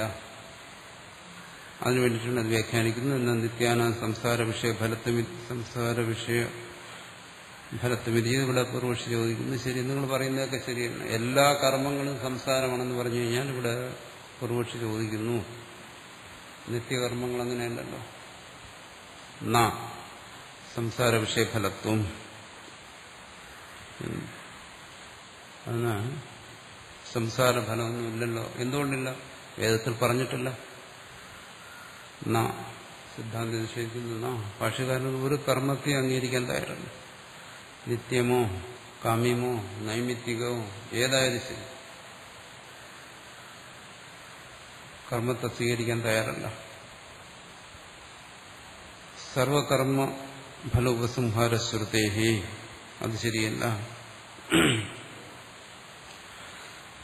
അടുത്ത് തന്നെ സർവകർമ്മ ഫലങ്ങളെയും കുറിച്ച് പറയുന്ന ശ്രുതിയിൽ എല്ലാം കർമ്മഫലങ്ങളെക്കുറിച്ചാണ് പറയുന്നത്, മോക്ഷത്തെക്കുറിച്ചല്ല. എല്ലാ കർമ്മങ്ങളുടെയും ഫലത്തെക്കുറിച്ച് ശ്രുതി പറയുന്നുണ്ട്. അവിടെയും എന്താണ് പറയുന്നത്? മുക്തിയെക്കുറിച്ചല്ല പറയുന്നത്. അങ്ങേറ്റം വന്ന ഹിരണ്യഗർഭപ്രാപ്തി വരെ വരും, അത് സംസാരാന്തർഗതമാകുന്നത്. പിന്നെ കർമ്മത്തിന്റെ പ്രത്യേകത എന്താണ്? നിത്യമായാലും ശരി, നൈമിത്തികമായാലും ശരി, കാമ്യമായാലും ശരി, കർമ്മത്തിന്റെ വിശേഷം എന്താണ്? സർവം ഹി പത്നി സംബദ്ധം കർമ്മ. സർവവും ഗൃഹസ്ഥനാണ് കർമ്മങ്ങൾ. ഗൃഹസ്ഥനാണ് കർമ്മം വിധിച്ചിരിക്കുന്നത്. നിത്യാഗ്നിഹോത്രം ആര് ചെയ്യുന്നു? ഗൃഹസ്ഥൻ ചെയ്യുന്നു. പത്നി സംബന്ധമായിട്ടാണ് കർമ്മങ്ങളെല്ലാം ചെയ്യുന്നത്. ഗർഹസ്ഥ്യത്തിലാണ് കർമ്മങ്ങളെല്ലാം ചെയ്യുന്നത്. ഇവിടെ ശങ്കരാചാര്യർക്ക് എന്താ വേണ്ടത്? സന്യാസം. ജായാമേസ്യ യഥാവാൻ വൈ കാമഃ ഇതി നിസ്സർഗദേവ സർവകർമ്മണാം കാമ്യത്വം ദർശയിത്വ.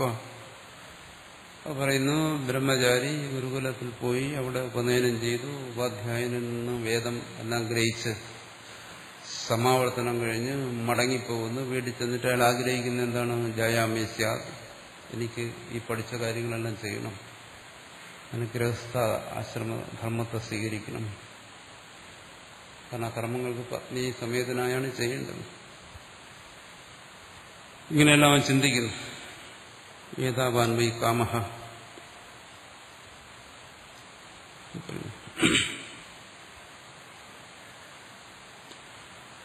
ഇത് നിസർഗദേവ സർവകർമ്മണ കാമ്യത്വം ദർശിക്കുക. അതുകൊണ്ട് സർവകർമ്മങ്ങളിലും കാമ്യങ്ങളാണ്. പുത്ര കർമ്മ അപരവിദ്യാന ചായം ലോക പിതൃലോക ദേവലോക ഇത് ഫലം ദർശയിത്വ. ഇഹലോക ഫലങ്ങളുള്ള കർമ്മങ്ങൾ, പരലോക ഫലങ്ങളുള്ള കർമ്മങ്ങൾ, അതാണ് അയം ലോക, പുത്രാദികൾ.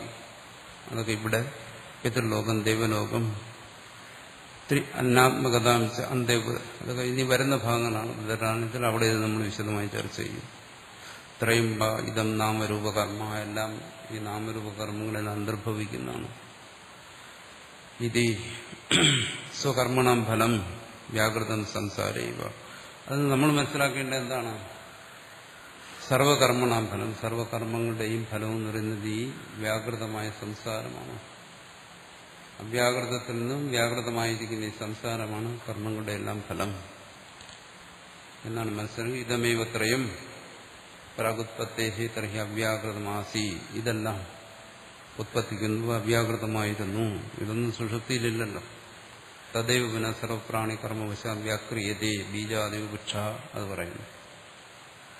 ഇത് തന്നെ എങ്ങനെയാണ് ഒരു ബീജത്തിൽ നിന്ന് വൃക്ഷം പ്രകടമായി വരുന്നത്, അതുപോലെ അതാത് പ്രാണികളുടെ കർമ്മത്തിനനുസരിച്ച് ഈ സംസാരം പ്രകടമായി വരുന്നു.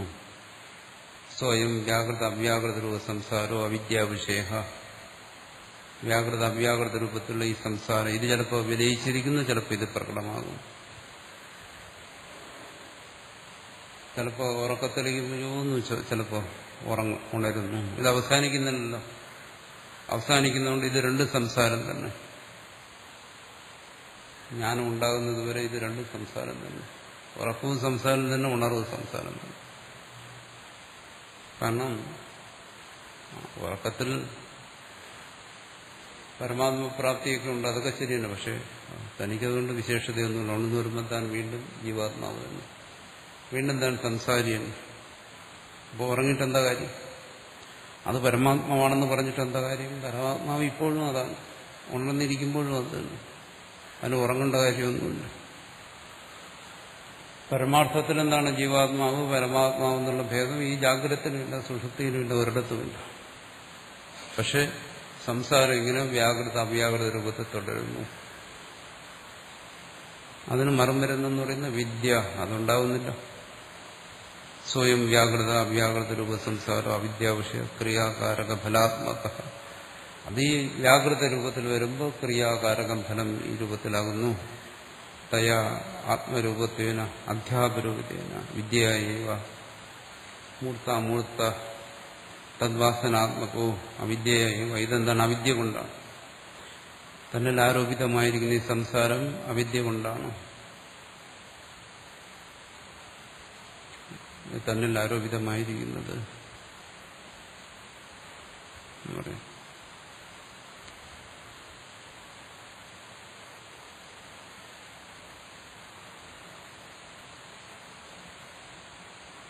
ആത്മരൂപത്വേന അധ്യാരോപിത എന്ന് പറയുന്നു. ക്രിയാകാരക ഫലാത്മകതയ ആത്മരൂപത്വേന അധ്യാരോപിത. തന്നിൽ തന്നെ ആരോപിച്ചിരിക്കുന്നു.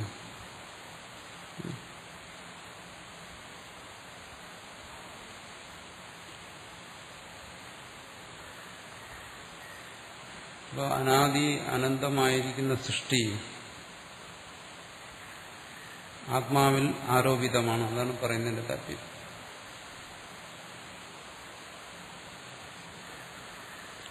ഇതും ചിലർ തെറ്റിദ്ധരിക്കും. ഇവിടെ അനാദി അനന്തമായിരിക്കുന്ന ഈ സൃഷ്ടി എന്തായാലും താൻ സൃഷ്ടിച്ചാലല്ലോ, തനിക്ക് സൃഷ്ടിക്കാൻ പറ്റില്ല. മനസ്സാപ്യചിന്തിരചനാരൂപസ്യ ബ്രഹ്മസൂത്രത്തിൽ നമ്മൾ ചർച്ച ചെയ്ത് മനസ്സുകൊണ്ട് പോലും സങ്കല്പിക്കാൻ വയ്യാത്ത ഈ സൃഷ്ടിയെ തനിക്ക് സൃഷ്ടിക്കാൻ പറ്റത്തില്ല. അപ്പൊ ഈശ്വരൻ സൃഷ്ടിച്ചാണ്. ഈശ്വരൻ സൃഷ്ടിച്ചതിന് എന്ത് ചെയ്യുന്നു? അധ്യാരോപിതമായി, തന്നിൽ അധ്യാരോപിതമായി. ഇപ്പോൾ ഈ ജീവൻ, താൻ ഈ സൃഷ്ടി അനുഭവിച്ചുകൊണ്ടിരുന്നവൻ ഇതിനോടങ്ങ് താതാത്മ്യപ്പെട്ടു അവന്റെ അറിവുകൊണ്ട്. ഈശ്വരൻ സൃഷ്ടിച്ച സത്യമായിരിക്കുന്ന ഈ സൃഷ്ടിയിൽ താൻ താതാത്മ്യപ്പെട്ടേ ഉള്ളൂ. അത്ര സംഭവിച്ചിരിക്കുന്നത് എന്ന് ചിലർ വ്യാഖ്യാനിക്കുന്നു. നമ്മുടെ സൃഷ്ടി സത്യമാണ്, അതിലുള്ള ജീവന്റെ താതാത്മ്യമാണ് മിഥ്യ എന്നെല്ലാം പറയുന്നുണ്ട്. അങ്ങനെയും ധരിക്കുന്നുണ്ട്. അവിദ്യ കൊണ്ട് താതാത്മ്യപ്പെട്ടു എന്ന് പറഞ്ഞാൽ അറിവില്ലായ്മ കൊണ്ട് താൻ അതാണ്, അതെല്ലാം തന്റേതാണ് എന്നിങ്ങനെ കരുതി. ഇവിടെ മാത്രമേ മിഥ്യാത്വമുള്ളൂ, പ്രപഞ്ച സത്യമാണ്.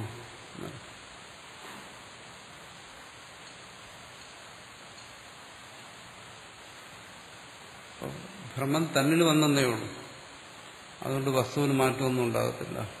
അങ്ങനെ അവർ പറയും. രജ്ജുവിന് സർപ്പമാണെന്ന് തനിക്ക് തോന്നി, അതുകൊണ്ട് രജ്ജുവിൽ മാറ്റം വല്ലതും ഉണ്ടോ? ഒന്നുമില്ല. അപ്പൊ ഈ പ്രപഞ്ചം താനാണെന്നും തന്റേതാണെന്ന് തോന്നി, അതുകൊണ്ട് പ്രപഞ്ചത്തിൽ എന്താ മാറ്റം? പ്രപഞ്ചം അങ്ങനെ തന്നെ. അപ്പൊ ആ താതാത്മ്യം വിട്ടാൽ മതി, പ്രപഞ്ചം സത്യമായിരിക്കും, അത് നിലനിൽക്കും, അത് മിഥ്യയാകത്തില്ല. അതുകൊണ്ടാണ് അതിന് അനാദി അനന്തം എന്ന് പറഞ്ഞത് എന്നെല്ലാം പറയും. അവിടെ ഞാൻ നേരത്തെ പറഞ്ഞ തത്വം മനസ്സിലാക്കത്തുണ്ടാണ്. പ്രപഞ്ചം സത്താണെന്ന് പറയുന്നത് അദ്വൈതത്തിനെതിരല്ല. പ്രപഞ്ചത്തിനോട് താൻ താതാത്മ്യം പ്രാപിക്കുന്നു എന്ന് പറയുന്നു അദ്വൈതം തന്നെ. പക്ഷെ അവിടെ എന്താ മനസ്സിലാക്കേണ്ടത്? ഈ പറയുന്ന ഈ പ്രപഞ്ചത്തിന്റെ സത്ത എന്താണ്? അതാണ് മുഖ്യം.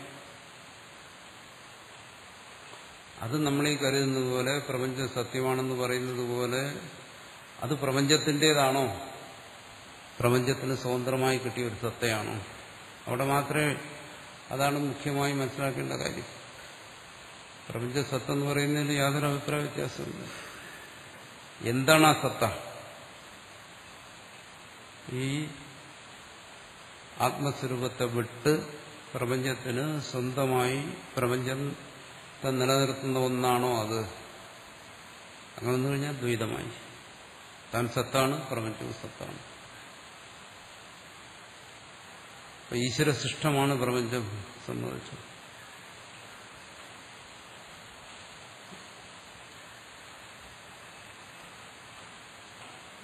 ഈശ്വരൻ എന്താണ്? അത് സർവവ്യാപിയായിരിക്കുന്ന പരമാത്മാവ്. ആ പരമാത്മാവിന് അത് സൃഷ്ടമാണ്. അപ്പൊ ജീവനോ തത്സൃഷ്ട തദൈവ അനുപ്രാവശ്യം. ആ സർവവ്യാപിയായിരിക്കുന്ന പരമാത്മാവ് തന്നെയാണ് സൃഷ്ടിയിൽ അനുപ്രവേശിച്ച ജീവനായി ഇരിക്കുന്നത്. അപ്പൊ അവിടെ ഭേദമില്ല, രണ്ടും ഒന്ന് തന്നെ. ആ സർവവ്യാപിയായിരിക്കുന്ന പരമാത്മാവ് ഈ ഉപാധി പ്രവേശിച്ചത് കൊണ്ട് അത് അല്പജ്ഞനായിപ്പോയിന്നേ ഉള്ളൂ, അത് അജ്ഞനായിന്നേ ഉള്ളൂ.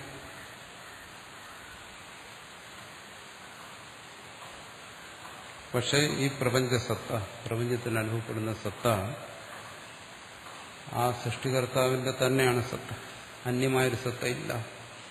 ഇത് മനസ്സിലാക്കിയാൽ പിന്നെ പ്രപഞ്ചം സത്യമാണോ മിഥ്യയാണോ എന്നുള്ള സംശയത്തിന് പരിഹാരവും. എന്തുകൊണ്ടത് സത്യമെന്ന് പറയുന്നു, എന്തുകൊണ്ട് മിഥ്യയെന്ന് പറയുന്നു എന്നുള്ളത്. അപ്പോൾ ഇത് ഈശ്വര സൃഷ്ടമാണ്, അനാദിയാണ്, അനന്തമാണ്. പക്ഷേ അത് ആ സൃഷ്ടികർത്താവിൽ നിന്നും അന്യമല്ല. ജീവനത് മനസ്സിലാക്കണം. അതിനുവേണ്ടിയിട്ടാണ് ആ തത്വത്തെ ജീവൻ ഉപദേശിച്ചു കൊടുക്കുന്നത്. ആ സൃഷ്ടിക്ക് കാരണമായിരിക്കുന്ന സത്തയിൽ നിന്ന് പ്രപഞ്ചം അന്നമല്ല, അന്യമല്ല. ഒരാൾ പറയുന്നു പ്രപഞ്ചം അന്യമാണ്, സ്വതന്ത്രമാണ് എന്ന് പറഞ്ഞാൽ അതാണ് ഇവിടെ പറഞ്ഞിരിക്കുന്നത്. അവിദ്യ അധ്യാരോപിത, അത് അവിദ്യ കൊണ്ട് ആരോപിക്കുന്നതാണ്, അങ്ങനെ കൽപ്പിക്കുന്നതാണ്. അനന്യമായിരിക്കുന്നതിന് അന്യമെന്ന് കൽപ്പിക്കുന്നു. ഇതാണ് അവിദ്യ, ജീവൻ കൽപ്പിക്കുന്നത്.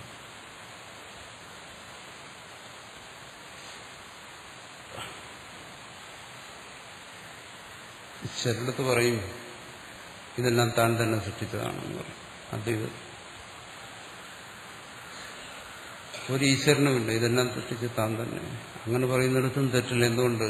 അവിടെ ജീവൻ ഈശ്വരൻ എന്നുള്ള ഭേദത്തെ നിഷേധിച്ചിട്ട് ഇതിന്റെ ആധാരമായിരിക്കുന്ന ആ തത്വത്തെ മാത്രം എടുക്കുകയാണ്.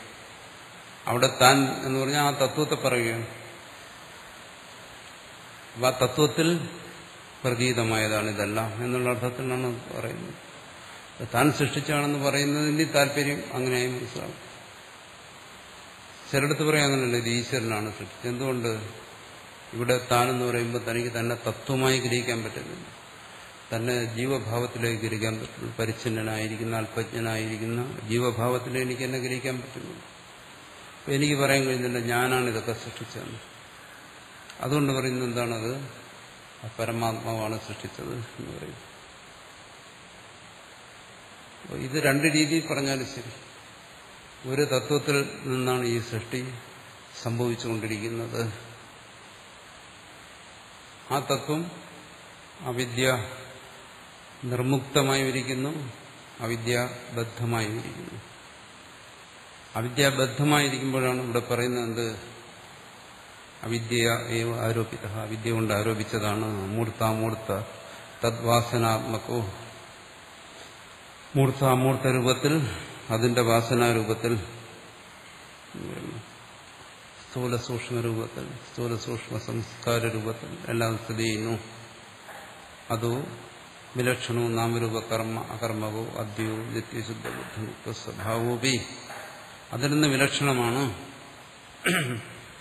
ആ നാമരൂപ കർമാത്മകോ, നാമരൂപ കർമ്മങ്ങളൊന്നുമില്ലാത്ത അദ്വൈതമായിരിക്കുന്ന നിത്യശുദ്ധ ബുദ്ധ മുക്ത സ്വഭാവമായിരിക്കുന്ന, അതാണ് പരമാർത്ഥം. സ്വസ്വരൂപം അങ്ങനെയാണെങ്കിലും ക്രിയാകാരക ഫല ഭേദാദി വിപരീണ,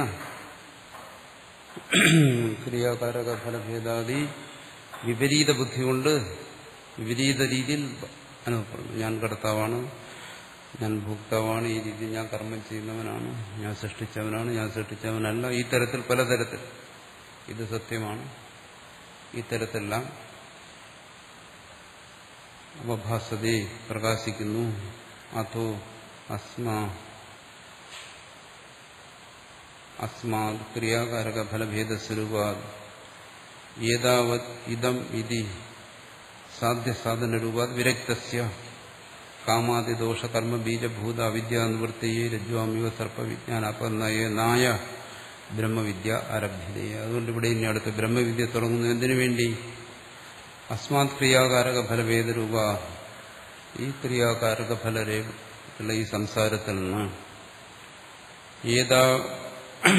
ഏതാവത് ഇതമിതി സാധ്യസാധനരൂപ, സാധ്യസാധന രൂപത്തിലുള്ള സംസാരത്തിൽ നിന്ന്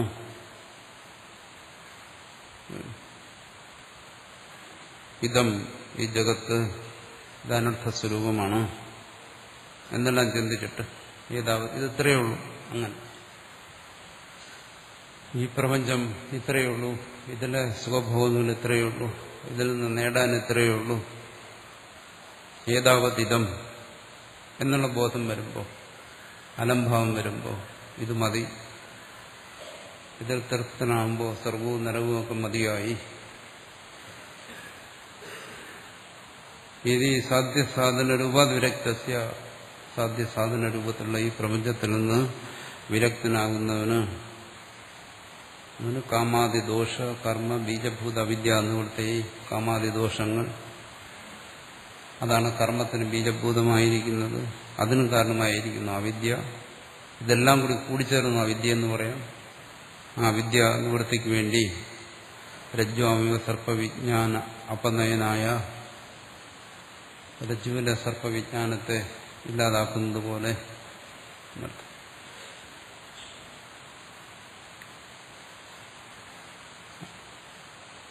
രജ്ജുവിന്റെ യഥാർത്ഥ ജ്ഞാനം വരുമ്പോൾ മുമ്പ് കണ്ട സർപ്പം രജ്ജു തന്നെ എന്ന് ബോധ്യപ്പെടും. അതുപോലെ ഈ പ്രപഞ്ചത്തിന്റെ യഥാർത്ഥ ജ്ഞാനം ഉണ്ടാകുമ്പോൾ മുമ്പ് അന്യമായി സ്വതന്ത്രമായി സത്ത ആയി കണ്ടുകൊണ്ടിരുന്ന ഈ പ്രപഞ്ചം എങ്ങനെയാണ് സർപ്പരജ്ജു തന്നെയാകുന്നത്, അതുപോലെ ഈ പ്രപഞ്ചം അത് ആ സത്ത് തന്നെയാണെന്ന് ബോധ്യപ്പെടുന്നു, സത്തിൽ നിന്ന് അന്യമല്ലാന്ന് ബോധ്യപ്പെടുന്നു. അങ്ങനെ ഒരു ബോധ്യപ്പെടലിന് വേണ്ടിയാണ് ബ്രഹ്മവിദ്യ ആരംഭ്യതേ. ഇവിടെ ബ്രഹ്മവിദ്യ ഉഷാവ അശ്വസ്യ എന്ന് പറയുന്ന ഈ മന്ത്രത്തിന് ശേഷം ആരംഭിക്കുന്നത്. ഉപാസന കഴിഞ്ഞതിന് ശേഷം ബ്രഹ്മവിദ്യ അതിനു വേണ്ടിയിട്ടാണ് ആരംഭിക്കുന്നത്.